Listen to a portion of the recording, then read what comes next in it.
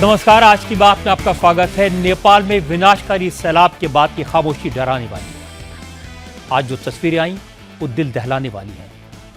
नेपाल के भोटेकोशी नदी में जो फ्लैश फ्लड आया उसने नेपाल के 8 जिलों को पूरी तरह तबाह कर दिया है।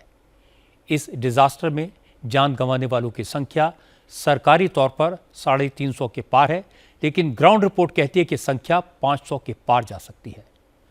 सवाल यह है, फ्लैश फ्लड क्यों आई?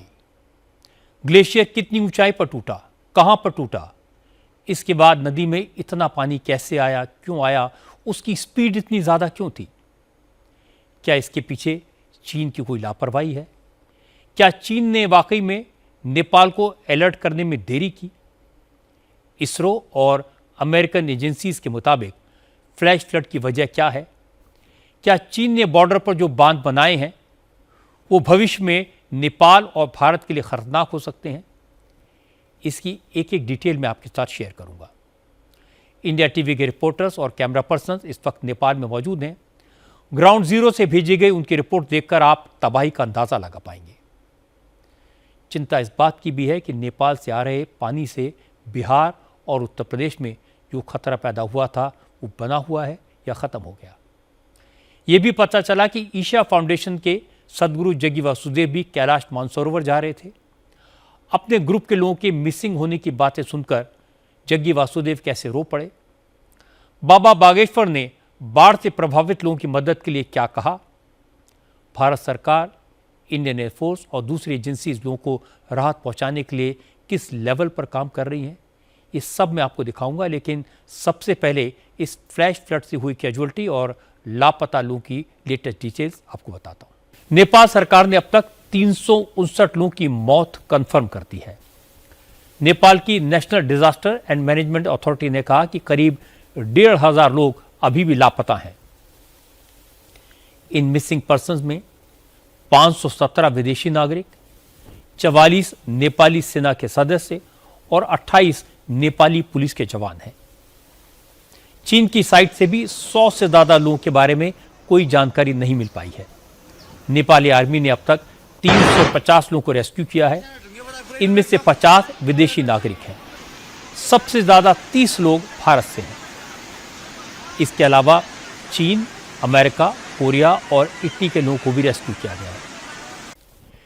चीन से आई इस तबाही की सबसे ज्यादा मार तो नेपाल पर ही पड़ी है, लेकिन इस फ्लैश फ्लड से भारत को भी भारी नुकसान हुआ है, खासकर कैजुअल्टीज के मामले में। हालांकि अभी तक किसी भारतीय के मरने की ऑफिशियली कॉन्फर्मेशन नहीं मिली है, लेकिन लापता लोगों के सही सलामत होने की उम्मीद कम होती जा रही है। लापता लोगों में 2 तरह के भारतीय शामिल हैं। पहले तो वो जो नेपाल के हाइड्रो पावर प्रोजेक्ट में काम करते थे, और दूसरे वो जो कैलाश मानसरोवर जाने वाले श्रद्धालु थे। विदेश मंत्रालय ने भी आज 290 भारतीयों के लापता होने की बात स्वीकार की है। इनमें से 33 लोग त्रिशूली हाइड्रो पावर प्रोजेक्ट में काम करते हैं, जबकि बाकी लोग कैलाश मानसरोवर यात्रा पर जाने वाले श्रद्धालु हैं। इन लोगों की तलाश के लिए भारत सरकार लगातार चीन और नेपाल के संपर्क में है, लेकिन अभी तक उनके बारे में कोई जानकारी नहीं मिल सकी है। नेपाल में आए फ्लैश फ्लड से बिहार और उत्तर प्रदेश में नुकसान की जो आशंका जताई जा रही थी, वो खतरा कम से कम अभी तक तो टला हुआ है। दोनों राज्यों की सरकारों ने बिहार से लगने वाले जिलों में प्रशासन को पहले ही अलर्ट कर दिया था। लोगों से भी सावधान रहने को कहा गया था और इसका असर दिखाई दिया। बिहार के वेस्ट चंपारण, पगहा, बेतिया और मोतिहारी समेत सभी बॉर्डर डिस्ट्रिक्ट में सिचुएशन नॉर्मल है। आज मुख्यमंत्री सम्राट चौधरी ने डिप्टी सीएम विजय चौधरी के साथ इन इलाकों का एरियल सर्वे किया। बाद में उन्होंने गंडक नदी में बने वाल्मीकि नगर बैराज का भी निरीक्षण किया।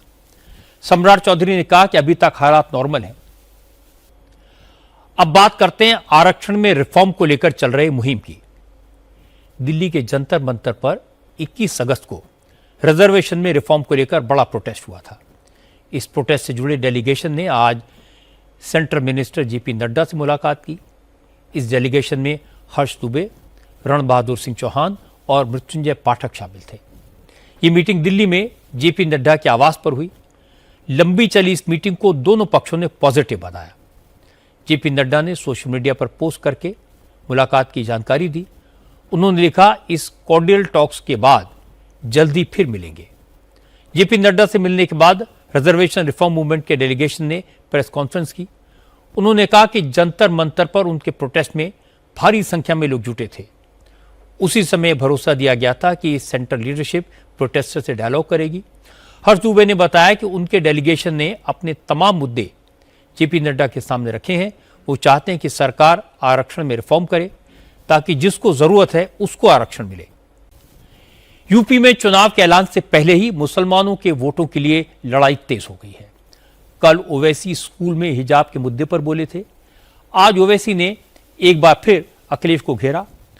ओवैसी ने कहा कि यूपी में मुसलमानों पर जितने जुल्म हुए हैं उनमें बीजेपी और अखिलेश बराबर के हिस्सेदार हैं। ओवैसी ने कहा कि यूपी में कुछ लोग खुद को मुस्लिम वोटों का ठेकेदार समझ बैठे हैं, लेकिन जब मुसलमानों के हक की बात आती है तो उनकी जुबान नहीं खुलती। ओवैसी ने कहा ये ठेकेदार सिर्फ दिखावे के लिए बीजेपी का विरोध करते हैं। आज मुख्यमंत्री योगी आदित्यनाथ के निशाने पर भी अखिलेश यादव ही रहे। योगी ने युवाओं के बीच में बात की, यूपी की स्टार्टअप नीति की शुरुआत की। 107 स्टार्टअप्स और 9 इंक्यूबेटर्स को 5 करोड़ से ज्यादा की मदद दी। इस दौरान योगी ने कहा कि उनकी सरकार ने रोजगार के लिए पूरी कैपेसिटी के साथ काम किया है। 9 लाख से ज्यादा सरकारी नौकरियां दी हैं। प्राइवेट सेक्टर में लाखों युवाओं को रोजगार मिला है। हजारों स्टार्टअप्स की मदद के लिए सरकार ने अपना खजाना खोल दिया है। योगी ने कहा कि पहले ऐसा नहीं होता था। देश में यूपी का परसेप्शन सबसे ज्यादा खराब था। पिछली सरकारें रोजगार के बारे में बात तक नहीं करती थी, लेकिन अब वक्त बदल गया है। यूपी का युवा पूरी दुनिया में अपनी पहचान बना रहा है। मनुस्मृति पर दिए गए बयान को लेकर राहुल गांधी की मुश्किलें कम होने का नाम नहीं ले रही। अब संतों ने भी राहुल का विरोध शुरू किया है। बात कांग्रेस के बहिष्कार तक जा पहुंची है। ज्योतिर्मठ के शंकराचार्य स्वामी अविमुक्तेश्वरानंद सरस्वती ने आज कहा कि राहुल गांधी बार बार सनातन धर्म ग्रंथों का अपमान करते हैं। ऐसा नहीं चलेगा। अविमुक्तेश्वरानंद सरस्वती ने कहा कि राहुल राजनीतिक नफा नुकसान के हिसाब से धर्म ग्रंथों की व्याख्या न करें। अगर उन्हें कोई आपत्ति है तो पहले धर्माचार्यों के पास जाएं, सही अर्थ समझें, तब ही कुछ बोलें। रक्षा मंत्री राजनाथ सिंह ने आज कहा कि भारत अब हथियार और टेक्नोलॉजी के लिए विदेश पर निर्भर नहीं रहेगा। भारत अब अपने हथियार खुद बनाएगा। उनकी मेंटेनेंस, अपग्रेडेशन का काम भी खुद ही करेगा। राजनाथ सिंह आज जबलपुर में थे। उन्होंने T-72 और T-90 टैंक के ओवरऑल प्रोजेक्ट की नींव रखी। ये देश का दूसरा ओवरऑल प्रोजेक्ट होगा। इसमें 80 टैंकों का ओवरऑल किया जा सकेगा। टैंक की मेंटेनेंस और अपग्रेडेशन किया जा सकेगा। ये फैसिलिटी अभी तक चेन्नई की हेवी व्हीकल फैक्ट्री में ही थी। उसकी क्षमता सालाना 150 टैंक ओवरऑल की थी। अब ये बढ़कर 230 हो जाएगी। इस दौरान राजनाथ सिंह ने मॉडर्न वॉरफेयर की बात की। कहा, युद्ध तेजी से बदल रहा है। बॉर्डर पर सेना की लड़ाई पुरानी बात हो चुकी है। अब जिसकी टेक्नोलॉजी लेटेस्ट होगी वही जीतेगा। ये बात पूरी दुनिया को समझ आ चुकी है। भारत भी उसी हिसाब से तैयारी कर रहा है और इसके लिए हमें पूरी तरह आत्मनिर्भर होना होगा। डिफेंस प्रोडक्शन के अलावा स्पोर्ट्स की फील्ड में भी भारत तेजी से कदम बढ़ा रहा है।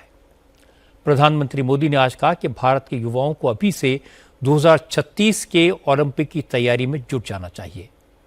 5 साल से 15 साल तक की उम्र के उन खिलाड़ियों की पहचान अभी से कर ली जानी चाहिए जो 2036 से ओलंपिक में शामिल होंगे। प्रधानमंत्री मोदी आज खेलो इंडिया डायलॉग में बोल रहे थे। इस प्रोग्राम में देश भर से कई खिलाड़ी और कोच जुड़े। सभी शहरों से जेनजी वर्चुअली जुड़े। ओलंपिक की मेडल टैली में भारत कई देशों से पीछे है और मोदी ने इसकी वजह का जिक्र किया। उन्होंने कहा कि ओलंपिक में होने वाले आधे से ज्यादा गेम्स में भारत के खिलाड़ी पार्टिसिपेट ही नहीं करते।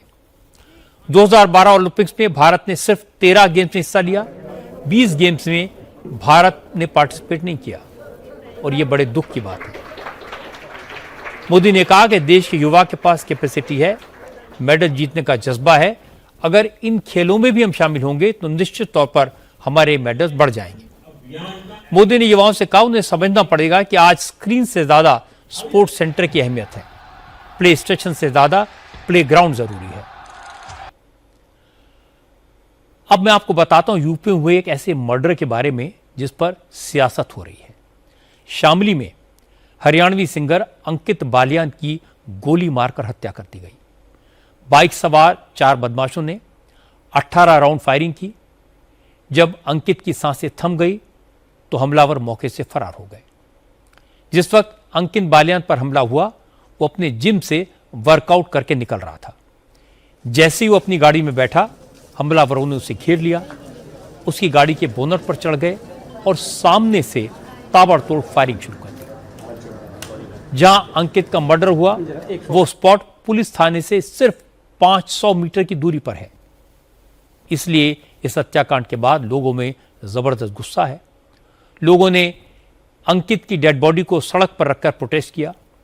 लोग आरोपियों के एनकाउंटर की मांग कर रहे हैं। दरअसल अंकित बालियान हरियाणा के रोहतक और सोनीपत में रहकर सिंगिंग और एक्टिंग का काम करता था।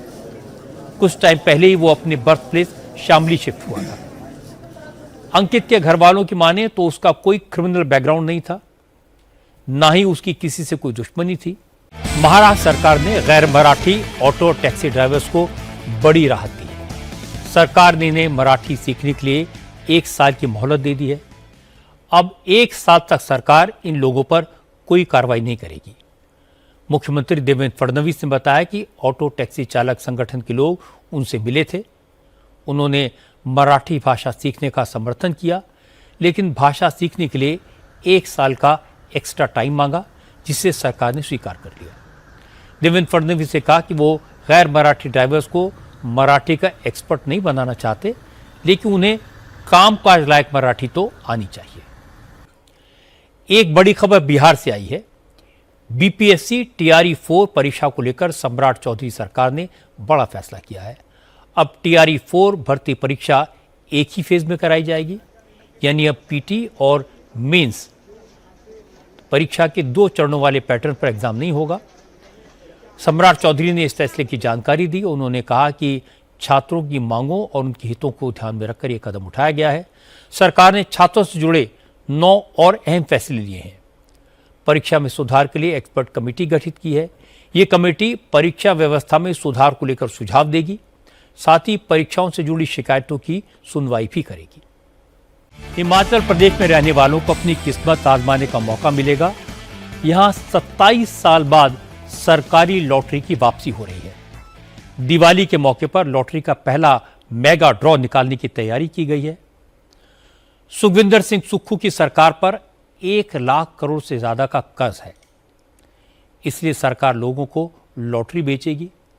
उससे जो पैसे आएंगे उससे अपना खजाना भरेगी। सरकार ने हर साल लॉटरी बेचकर 50 से 100 करोड़ रुपए की कमाई का टारगेट रखा है। सोल सेलिंग एजेंट नियुक्त करने के लिए ई टेंडर जारी कर दिया है। पहले टेंडर का प्रोसेस पूरा होगा और इसके बाद सेलेक्ट किए एजेंसी को लॉटरी ड्रॉ निकालने की जिम्मेदारी सौंपी जाएगी। लोग ऑनलाइन और ऑफलाइन दोनों तरीकों से लॉटरी खरीद सकेंगे। एक दिन में मैक्सिमम 12 ड्रॉ निकाले जाएंगे। फेस्टिवल्स के मौके पर हर साल 3 बम्पर ड्रॉ निकालने की तैयारी है। दरअसल हिमाचल प्रदेश में सरकारी लॉटरी पहले भी चलती थी, लेकिन 1999 में प्रेम कुमार धूमल सरकार ने इसे बंद कर दिया था। अब फाइनेंशियल क्राइसिस से निपटने के लिए सुक्खू को लॉटरी में एक बड़ी उम्मीद नजर आई है।